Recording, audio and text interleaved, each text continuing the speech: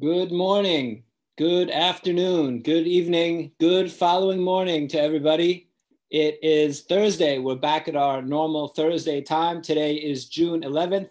This is AMA number 12. It is very, very hard for me to believe that 12 of these, we've done 12 of these together. I want to thank everybody for tuning in every week.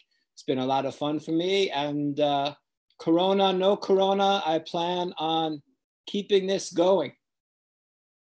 I discovered that I actually enjoy speaking to people on the screen. Usually I just get to do it live, but this has been fun and getting to discuss things, catch up with people.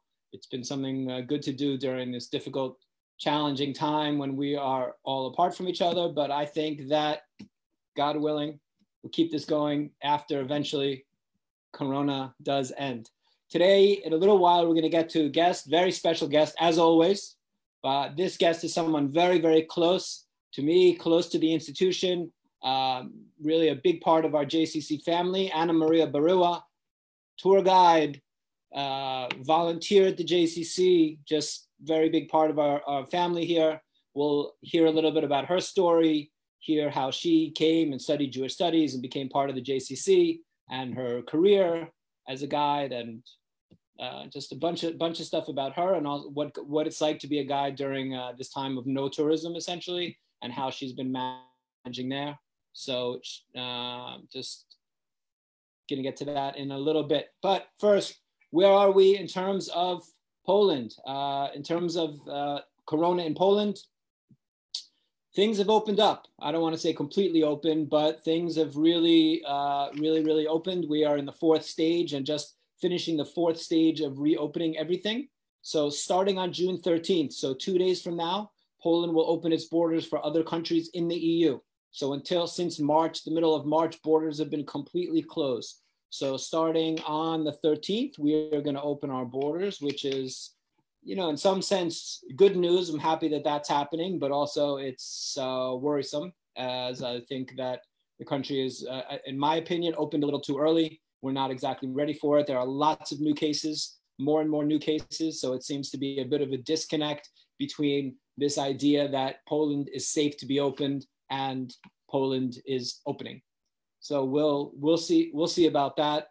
There is a lot of new cases in one part of Poland. I guess the reasoning is that the idea is that it's just concentrated in one area, the southwest of Poland, Śląsk, the Silesia region in English, which has a lot of mines, and there's been really one mine that it's been the sort of where all the Corona has been concentrated.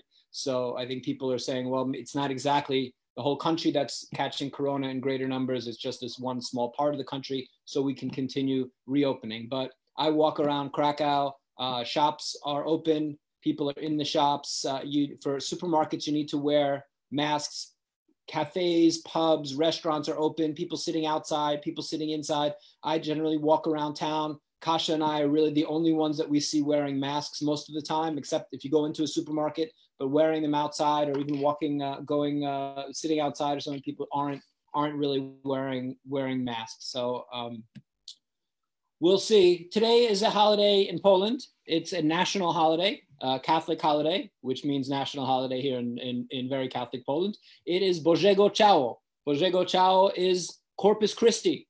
What is Corpus Christi? The body of Christ. Why is that a holiday? Because it's X amount of days. I think it's connected to Easter, something to do with the body of Christ and some type of ascension. I've been here for 18 years, and I'm embarrassed to say that I'm not quite an expert on all Catholic holidays, but it is Bożego Ciało. As it happens, that's how you write Bożego Ciało. I happen to have come into possession of a Bożego Ciało street sign. Now, what's interesting about Bożego Ciało, as I said, Corpus Christi. So right here in Kazimierz, in the Jewish quarter of Krakow, there's Bożego Ciało Street, and it intersects with a street called Majzelsa, which the street is named after Rabbi Meisels. Rabbi Meisels was a Polish war hero who fought in the 1846 uprising in Krakow. Don't ask me too much about the 1846 uprising in Krakow. If you have questions, we can ask we can ask Anna. Anna will know all about the 1846 uprising in Krakow, I'm sure, as a tour guide, but I don't know too much about it. But it's very cool that you have an intersection in Kazimierz, in the Jewish quarter. You have two streets intersecting. One is Rabbi Meisel Street, and the other is Corpus Christi, Body of Christ. And I think it really speaks to the interconnectedness in Poland of Jewish and Catholic culture, Jewish and Polish culture, but really Jewish and Catholic culture of these Body of Christ and Rabbi Meisel Street intersecting. So I always like that. I'm wearing something, I wanted to also point out what I'm talk about what I'm wearing today. The Polish elections are coming up in a few weeks, presidential elections, and as often happens in these electoral seasons, certain types of buttons are pressed within the electorate. Unfortunately, President Duda, who's certainly connected, I think officially not part of, but very connected to the Peace Party here, the right-wing ruling party, made some very, I think, damaging, hurtful comments, mean, horrible comments,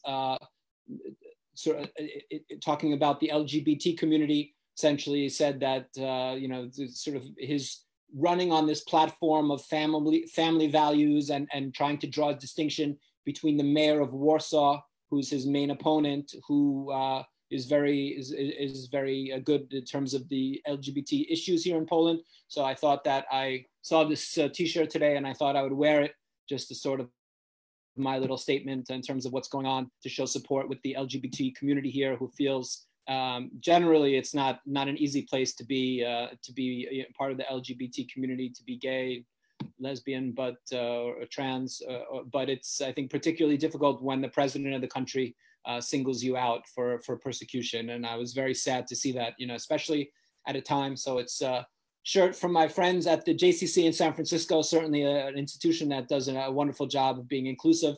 And they gave me this shirt when they visited a few years ago, and I hadn't had a chance to wear it. So I thought I'd wear it today.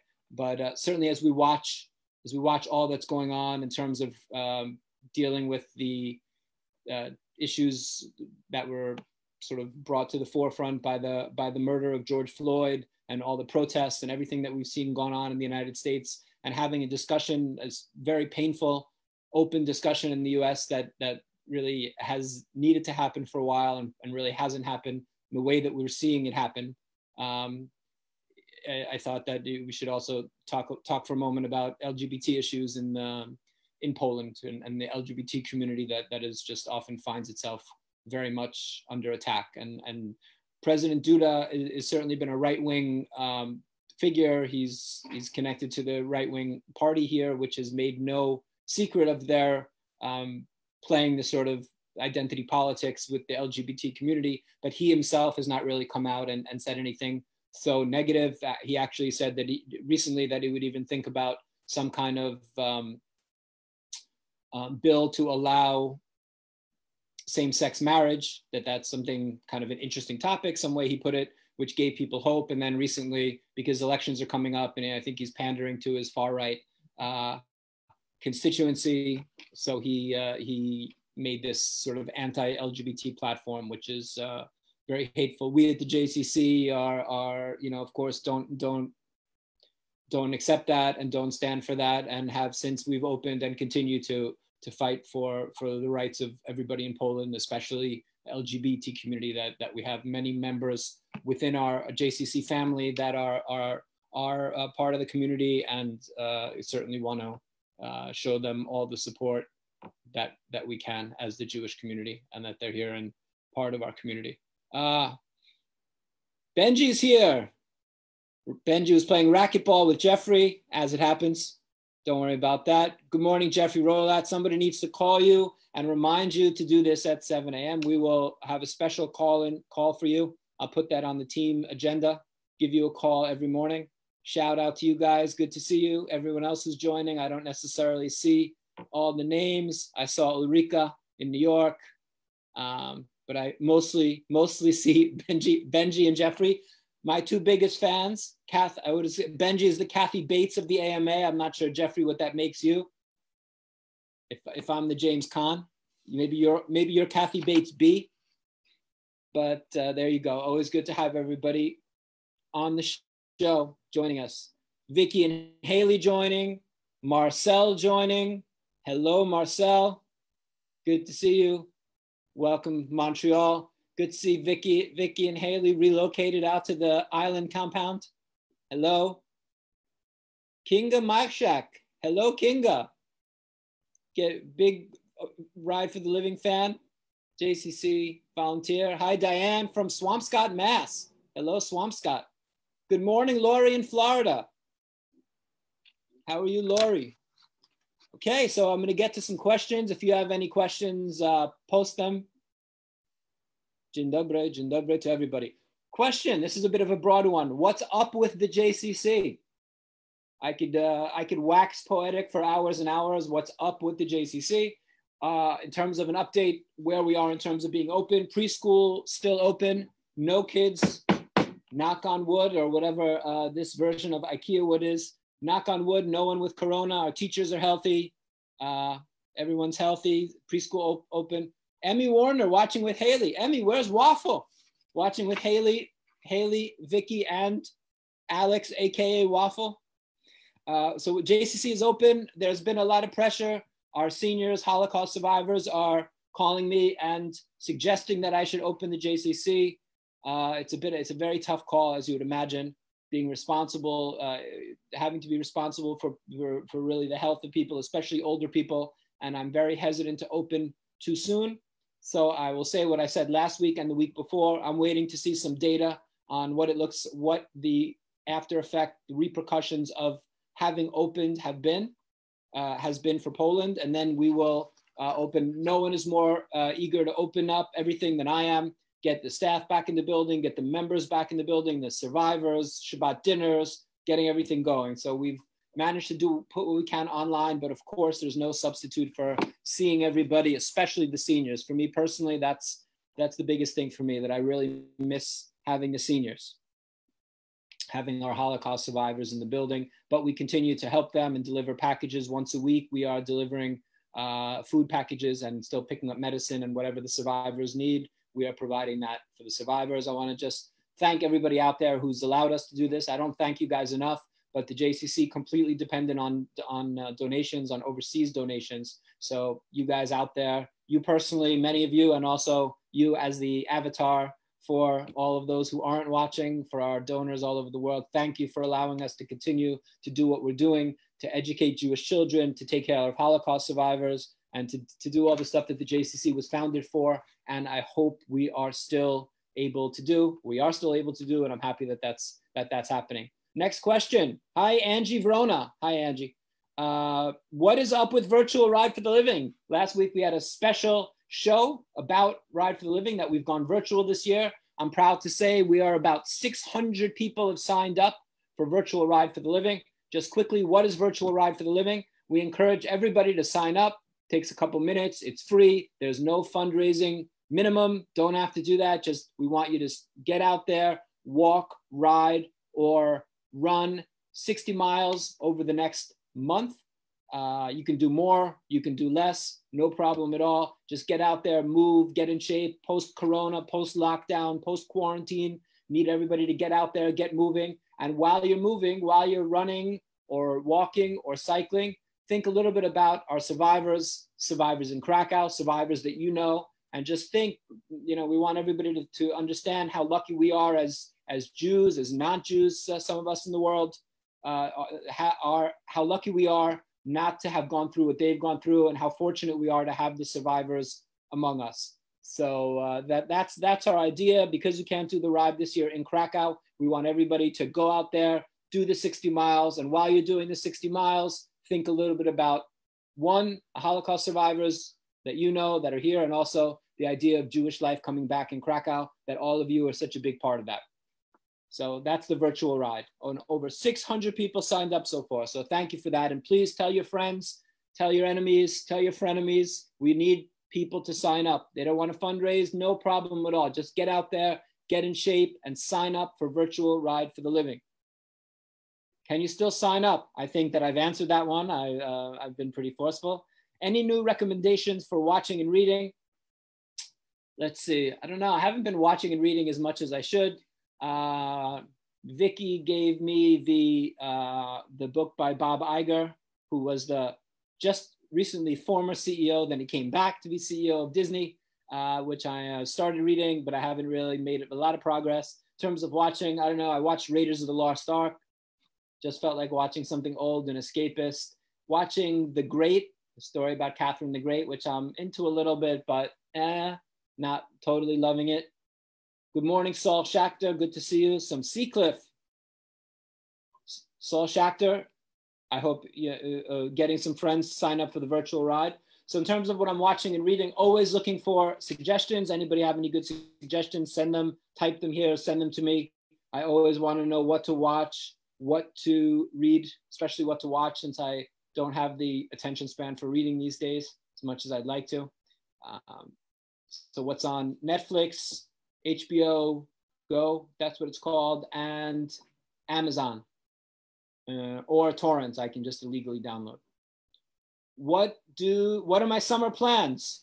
My summer plans, after 3 months of being in Krakow, not getting out of this 1 block radius between my house and the JCC, my summer plans are nothing against Krakow, which I love with all my heart. My summer plans are to get the hell out of Dodge. Yeah, I need a little bit of change of scenery. Got used to the travel thing. So hopefully this summer we will travel every year. We spend August with friends in the US, traveling around to a few different places. And I very, very much hope that Kasha and I will be able to do that. If not to the United States, then to Israel. We usually get to Israel over the summer as well. So hopefully get some ice cream with Benji, which is something we always do. Benji, the Anita ice cream is on you when we visit. So looks like the US or Israel for summer plans, but definitely go somewhere. If Israel, if it's still a quarantine situation, things like that, then maybe we'll just rent a car and drive somewhere. I definitely need to be on a beach in August. That's pretty much a given for me. I get my son here on the balcony. I love the sun, but the beach is a must. So we'll see where I'll be. Next question, and very soon we're going to get to my special guest, Anna Maria Baryła, as I call her, and many people call her just Baryła. What do I miss most after 3 months of social distancing and the JCC being closed? I miss the seniors. I miss hanging out. Every single day I would go into the senior club, spend time with our survivors. There's no better source of knowledge and just to remind us of sort of who we are and what it means to be Jewish, and the idea of continuity, the continuity of the Jewish people, than speaking with the Holocaust survivors. And I have the incredible luck of being able to do that every single day in our senior club. And that's something I really, really miss. And I miss the travel. I miss seeing friends around the world. One of the best parts of my job, one of the more challenging parts, but really one of the best parts, is that I get to travel all around the world, talking about Jewish life in Poland, talking about the rebirth of Jewish life at the JCC in Krakow and what we're trying to do, and meet a lot of friends just in all the best places. And I miss that. I miss seeing people, all the people that I've gotten to know. And luckily we have social media to stay in touch. I watched an amazing wedding in Israel. Rabbi Avi's son, AJ, married Yakira, and it was pretty cool. I thought, what a shame that we can't be there, but pretty amazing to be able to watch a wedding and be able to participate in things like that virtually. So I'm happy we have the virtual world, but I'm definitely ready to get back to the real world and to see all these people that I miss, and friends around the world. You know, we have supporters around the world, but they really have become friends, which is something very special, and we feel very lucky. So now I am going to bring on my guest today, the amazing Anna Maria Baryła, who is a tour guide. She's a volunteer here for years. She is really a tour guide that many of you have met. She's shown so many people Krakow over these years that she's been a guide. She has an amazing story. She has a amazing JCC story, and she's just one of those people that everybody remembers, that everybody loves, and becomes really a part of our institution here. So it is my honor to welcome you, Anna Maria. Hello, Baryła. Hello, I am so excited to be here. Thank you so much. Yay, how are you? I'm very well. Actually guided a tour in the morning, so I'm energized and very happy. You've already guided a tour, and that I understood. So in Polish? Yes, this one was in Polish. Yeah. In Polish. So we're going to get to that a little bit about guiding and what it looks like today. But first, so you started, I met you many, many, many years ago. I don't know, maybe 8 years ago, 10 years ago, early Something days. like this. You were a volunteer at the JCC. So how did you become a volunteer at the JCC? Oh, this is the topic I really love to talk about because, well, I came to Krakow maybe like 11 years ago, more or less. And of course, my main goal was here to study at the Jagiellonian University. And I decided to study cultural studies. And it was really, really great experience. And while doing my cultural studies, I did some Yiddish classes because it was possible and I had no idea about Yiddish. I think for a little moment, I thought Yiddish and Hebrew are pretty much the same. So I joined the Yiddish classes and I heard during that classes about the JCC. And in addition to that, my mom knew about the JCC because I think she read an article about the JCC or opening or Prince Charles. I'm pretty sure, you know, some bells were ringing and my mom told me, you know what? Why not to become a volunteer? Why, if you are interested in Jewish culture, just do it. And I remember it was like summer holidays, sitting with my mom, writing an email. Agata Muha was a volunteer coordinator. And I was like, oh my gosh, who is Agata? What is she going to think about me? Writing an email and applied. And I had an interview. And yeah, this is how it all started.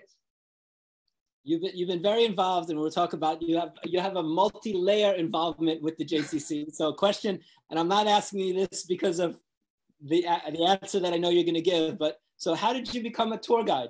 How and why did you become a tour guide?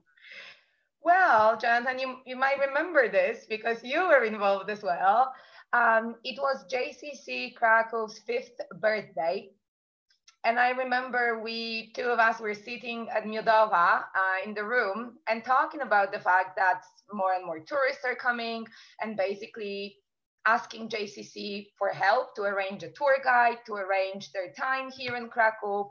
And you were thinking about maybe having, you know, your guide or somebody who knows the JCC, who was earlier involved and, you know, somebody who loves people and loves talking to people. And well, I was suggested, and I was actually very happy about that because for a long time, I was looking for a good reason to just make sure I'm going to stay in Krakow because I love Krakow so much. And I just wanted to be sure that, well, I will be living here. And then I thought, well, I can learn, I can do a tour guide course.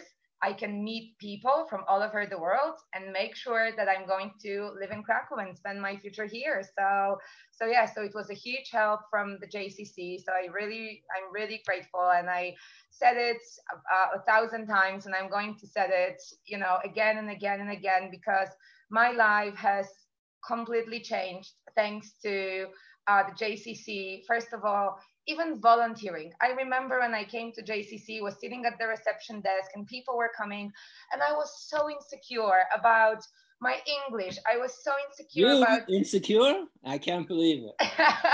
Yeah, well, that was a long time ago. Long time ago. But it really, really transformed me. And even, you know, the fact of meeting so many people at the JCC and, you know, hanging out with seniors, with survivors and with people there, I really opened up and really changed. And, you know, to be a tour guide, it's my dream job. You know, even now during quarantine, I was thinking, maybe this is the time to look for some new job. Like maybe this is the moment I should do something else. And I just couldn't.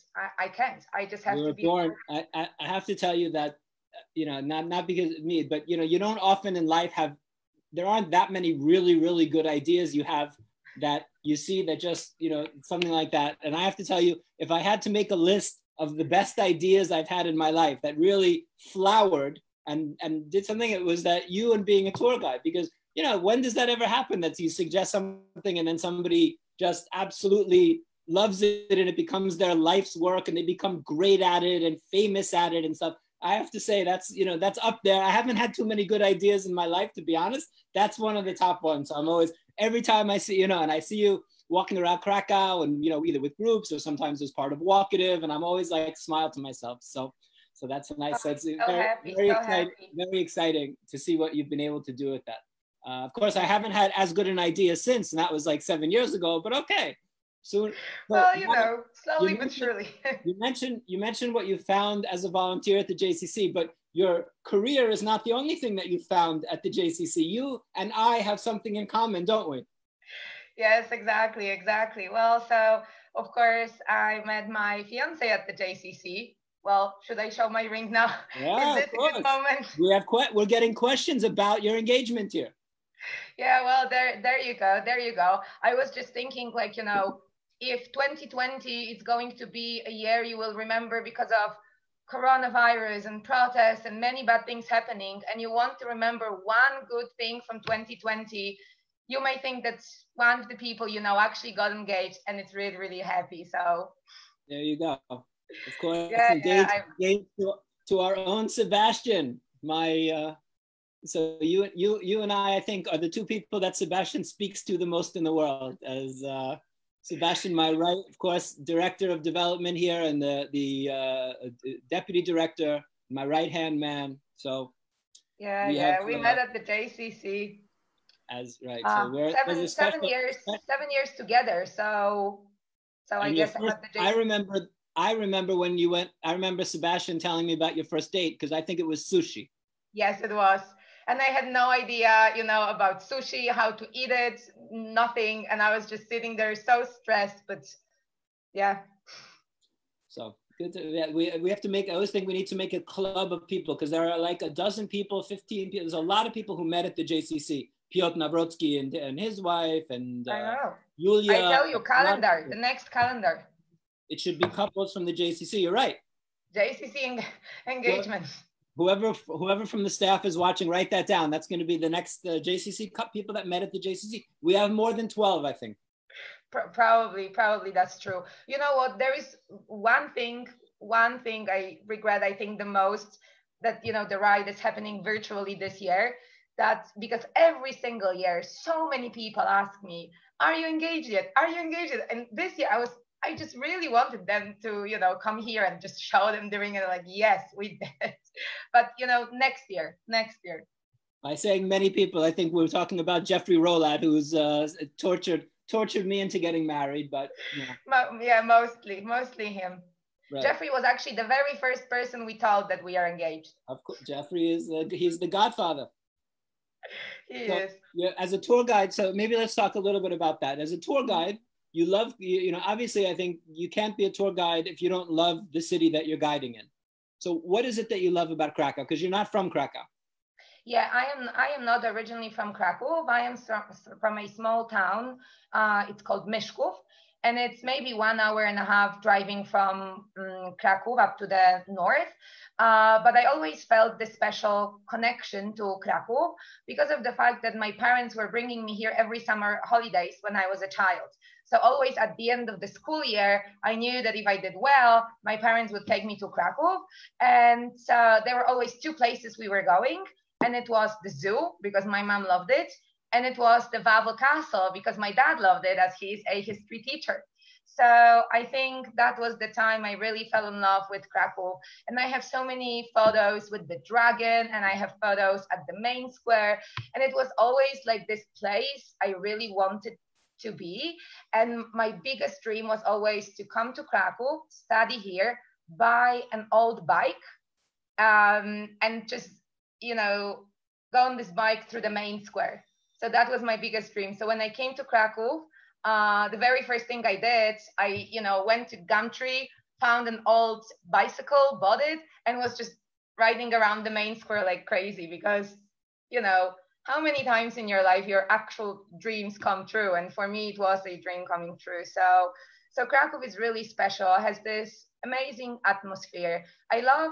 Absolutely love about Krakow that it's a great European city, that it misses nothing in comparison to other European cities, but it still has this like very homey atmosphere.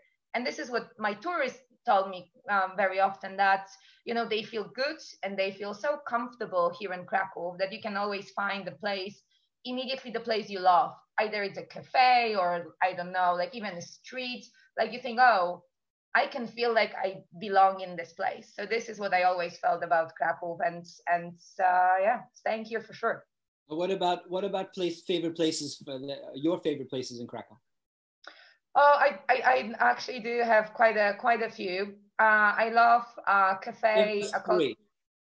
Three, okay. I love Bunkier Cafe at Bunkier Sztuki next to Planty. I just love to sit there and just watch people going through Planty. It feels very Krakowian to me. Well, Planta, I'm just going to interrupt. Planta is the green belt going around the old town. It used to be the city walls and then the Austrians knocked them down, bastards, and put a green, like a park going around the old town. Very well, A+. Yep, thank you. So I love Planty.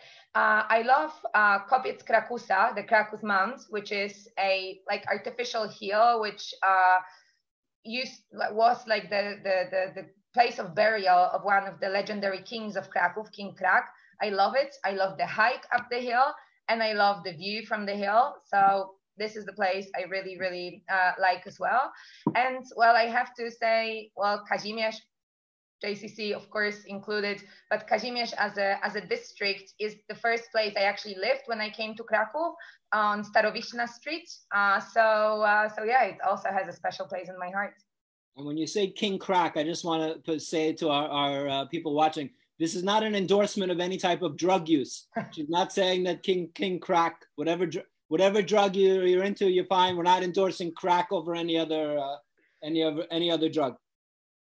What about what bothers you in Krakow? Can't be everything perfect. I also love Krakow. I've been here 18 years. I always say I don't live in Poland. I live in Krakow.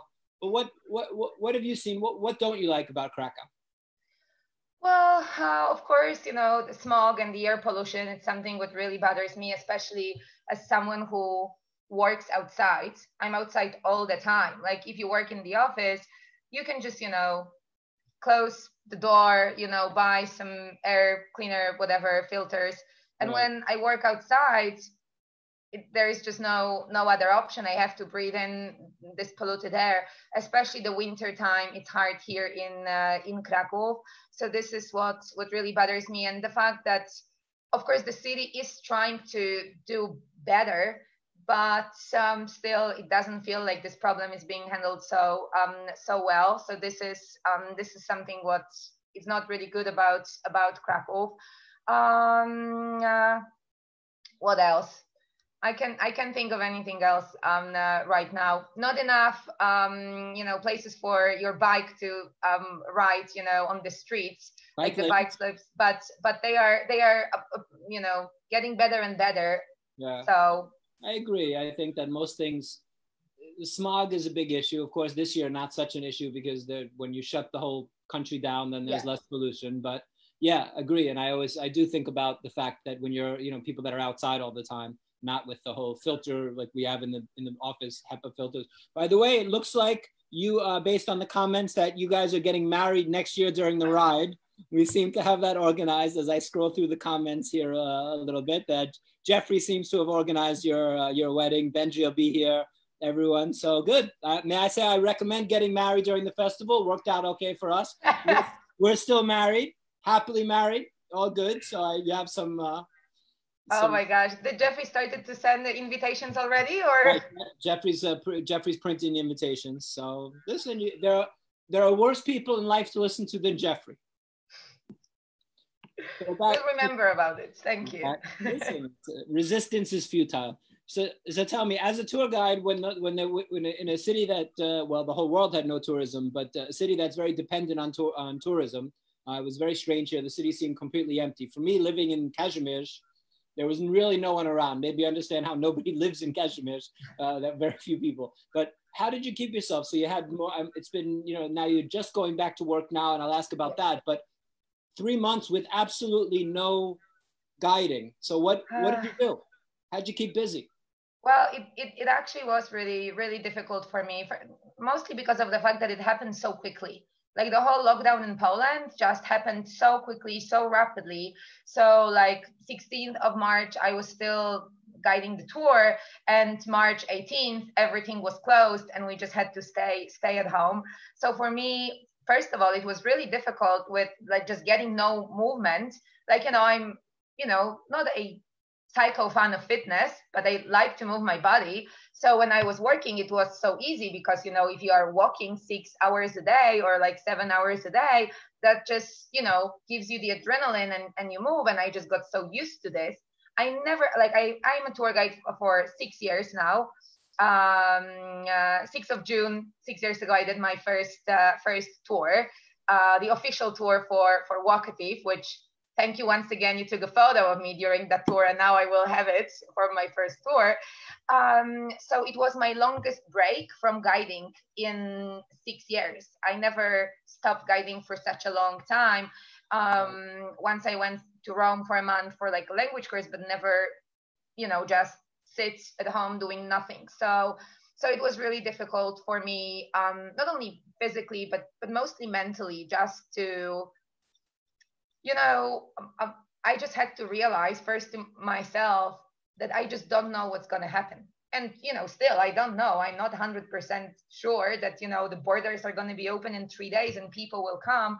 As you said, we still have new cases, and many of them, of coronavirus. So we'll see what's going to happen. But I really wanted to keep myself busy. So I did a few things. First of all, I did 30 days fitness challenge. And I was doing fitness for 30 days in a row. I don't know why. Motivated Sebastian as well. So we were doing that. So I was pretty happy about this. Read quite a few books. Went back to learning Italian. So that was nice. Duolingo is terrorizing me every single day. I don't know why I do this to myself by doing Italian on Duolingo. And then I started to think, well, what can I do to start working again, at least, get inspired again by history. It was actually really difficult at the beginning, even to think about work, because it was something I couldn't do. So I really had a difficult time, like going back and, even reading history books was hard for me. But then I started to plan some projects. So, well, I did this video about synagogues for 7 at night for the JCC, and I really loved it. By the way, excuse me, we'll put the link out there. It's great. We have our project 7 at night. We open all 7 of Krakow synagogues, like Night of the Synagogues. We do Night of the Museums. We do Night of the Synagogues. So this year, because they were all closed, we had Anna Maria go walk to all 7 synagogues, and we had the Krakow Festival Bureau sent a professional TV crew to do it. So it looks great. And it's how long did it turn out? 12 minutes or? Yeah, something like this. 12 minutes. You got 12 minutes, 7 synagogues, and we're going to put the link. We'll post the link here, and it's on our website and Facebook and everywhere else. But it did a great job. So that was one thing. Thank you so much. I started also to work with the Krakow City Hall, and you will be able to see the results in maybe 7 days on YouTube. So I will be posting the links all over. So this is a little project I was doing, which is not officially announced yet. So a little hint. Together with a friend of mine, Dominika, we started our own Facebook account and website, basically with tours in Polish. Because we think a lot of Polish people will stay in Poland and maybe travel to Krakow. So maybe they want to do some alternative tours. We, of course, offer, regular tours of the Old Town and Jewish Quarter, but we, for example, came up with the idea of the Inst tour. So most like picturesque places in Krakow. We do tours about like ghosts and stuff and Middle Ages. We have a tour about the architecture. So, if the food children tour, were... Right? Your food tour is always, I know, during the Ride for the Living, your food tour is very famous, always very popular. Yeah, and I also started doing some virtual tours, actually, through our friend, Susan Lerner. Hi, Susan, if you are watching. She contacted me with like a tour company from New York City, and now I'm doing some virtual tours for them. So yesterday, I did a virtual tour about the old town of Krakow, and almost 150 people participated. So very happy about that. That's and next week, we'll be doing a little workshop of how to make pickled cucumbers. So nice. Doing new things. Yeah. And When I think about doing workshops with pickles, I always think about our friend Jeffrey Yaskowitz, who I wrote loved it. the Gefilte Manifesto, who's like really one of the leading voices in terms of kind of reappreciating this old school Ashkenazi cooking that we never really thought too much about and presenting it in a new light. And he came here to Krakow, and Jeffrey, this pickling expert, he sat in the room and he does these workshops all over the world. And he said, okay, we're gonna make pickles. There's like 30 people in the room, mostly women. He goes, how many of you have made pickles before? And all 30 hands shot up. He's like, oh my God. He in his book, he mentions that experience. So it's, I loved it. I remember he said, you know, he said, these pickles are so special because we are not going to use any vinegar. And all these ladies were like, yeah, that's how we do it. Yeah, right. And he was like, what's going on? Yeah. People are always surprised that all this Jewish food that we think is so Jewish and that is eaten every day in Poland. Exactly. There are so many connections, you know, between Polish and Jewish Ashkenazi food, you know, from herring through latkes and, you know, pickles and all of that. So it's great for me also when I guide my tours, I'm always really, you know, inspired by these connections and happy to talk about them. People ask me, why have I lived in Krakow for 18 years? And I say, because you can get latkes in every restaurant. Exactly. Not that I really eat latkes too much, but I like the idea that I can eat them if I want. So very important question, Anna. Which tourists are more difficult, Americans or Israelis? And don't give me a politically correct answer. You know, but it's like asking, you know, which of your children you love the most or you hate the most. If you had children, I would ask you which of your children you love the most, but you don't have children yet. So I want to know who's more annoying, Americans or Israelis? Oh, they can all be so annoying, but so lovely and amazing at the same time. I think it always depends, you know, from the people. You know, I actually had something I really like about myself, that I can create the connection with almost anyone. So people are coming here and I'm basically trying to, you know, make them feel comfortable because it's their holidays, it's not my holidays. I want them to feel good. So when you know what makes them feel good about themselves, they are not so annoying anymore. So, but I'm not going to, you know, reveal my secrets here. But all right, I'll let it go. You're in trouble, bro. No more careers for you from me. No, Israelis or Americans. I mean, you could ask me as a, you know, I also welcoming guests. I'm not guiding them, but I'm welcoming guests. Israelis are tough. Israelis are tough. It's Israelis true. Are tough. And you I know, say that as an Israeli citizen, and the things that I love about Israel, that there's no distance, right? If you're in Israel and you've been many times, you know, there's no idea of distance. If something, people can tell you what they want to tell you. And on some level, that's really difficult and annoying. But on some level, there's something very beautiful that they don't see the distance between us that we all see between each other normally, right? Mm-hmm. So it's like you never met Israelis and they act as if they're your family or you're really nice about that, but there's something tough about that too.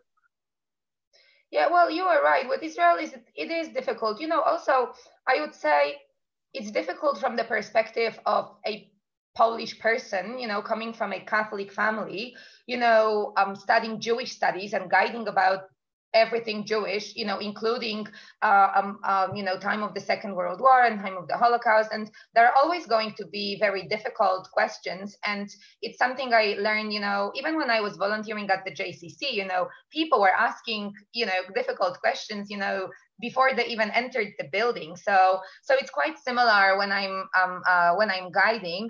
And you know, with Israelis, you are right. Like they are always very straightforward. You know, very often not even thinking about any political correctness, just asking questions. And it can be difficult, but I also learned to appreciate those difficult questions. So at least they're asking. I would think that with Israelis, they wouldn't ask questions. They would just correct you about everything. They are just waiting. They're just waiting to correct you. They know more about Krakow than you do. They are always just waiting, like one mispronounced word. No, and they got you. Yeah. No, I miss having all these tourists. You know, Krakow without tourists is a very strange place. I miss them so much. You know, there is this video on YouTube with the Sigismundus bell ringing, which is this huge bell at the Wawel Castle in the cathedral, which only rings for important events. And 25th of March, it was ringing for in solidarity with all the people sick or like affected kind of by coronavirus. And so they filmed the city, and it was so empty. And the sound of this bell and to see the empty city of Krakow, it really felt so difficult because I walked through the main tourist attractions, the main square always full of people, Grodzka always full of people, and it was just empty and sad and very moving. No tourists, and we should also point out really when the students are gone. Krakow, home to about 200,000, 250,000 students in a city of 750,000. So at any point, at any normal point here, maybe less in January and February, but certainly April, May, June, July, August, I think the city is probably half as many tourists as you have as many visitors, students and tourists as you have actual residents of the city. So to have them taken out of the city, students and tourists, Krakow feels really empty. Yeah, even if when they started to open like the shops and, places slowly, every other district, there were more and more people and the old town was still empty. So this let me realize, how many of those people who were there walking around all the time were actually just tourists. Yeah, the old town in Kazimierz are really very full of tourists. So as we start to move toward the close, I have some very important questions, and I want an answer on this one, Baryła. Are you Team Latka or Team Hamantash? I'm Team Latka, 100%. Yeah. Team Latka. I don't know. Benji, I'm sure. Benji, are you listening? Team Latka.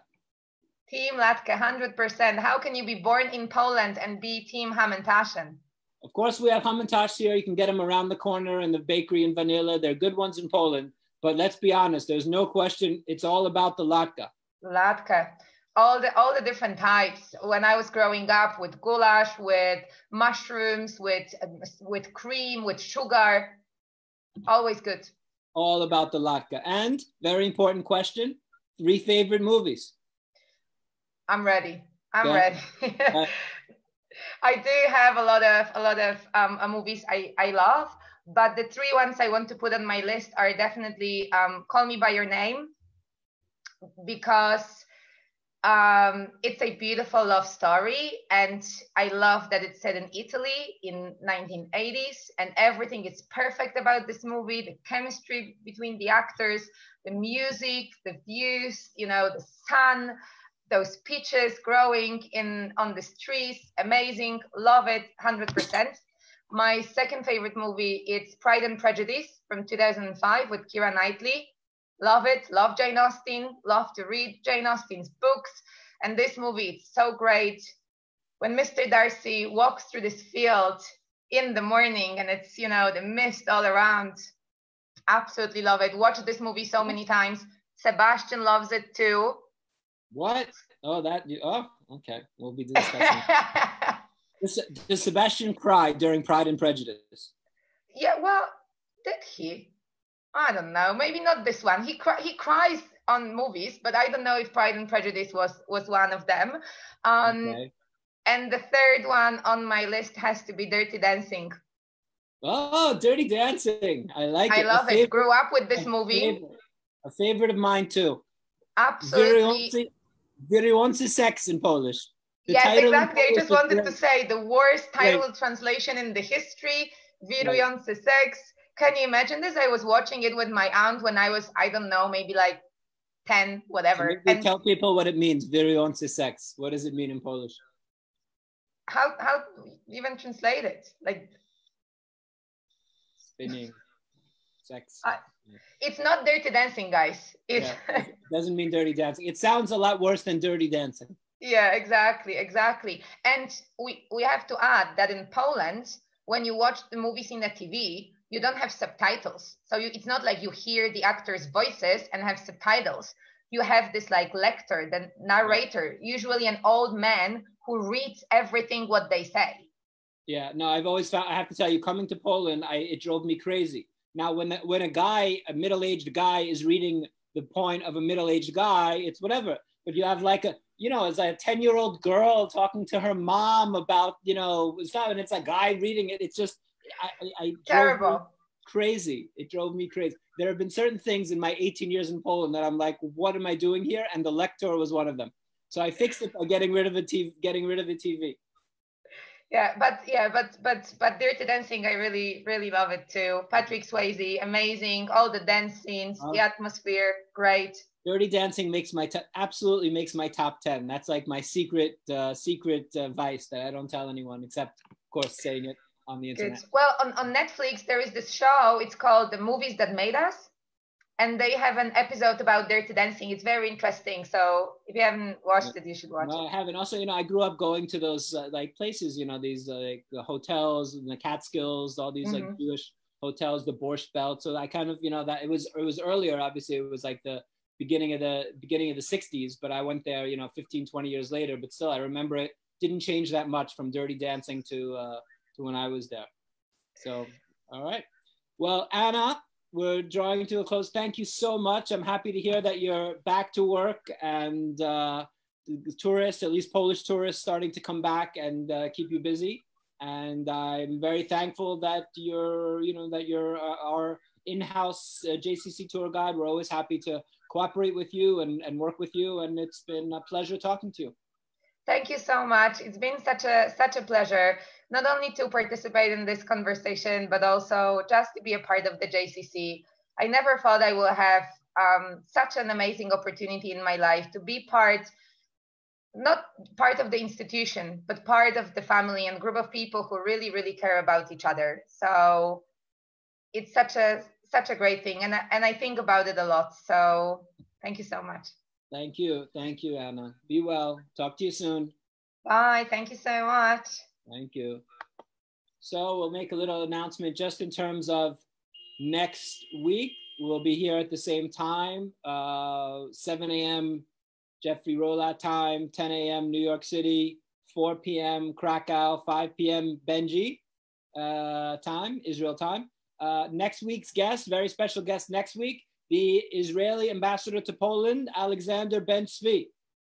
So we will have the Israeli ambassador joining me next week. We'll hear about his diplomatic career, what he thinks about living in Poland. Maybe I can discuss the Israelis versus American with the Israeli ambassador.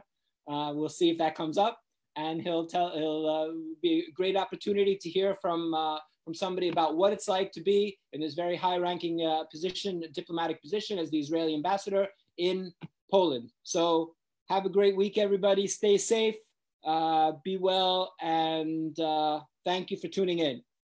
Bye-bye.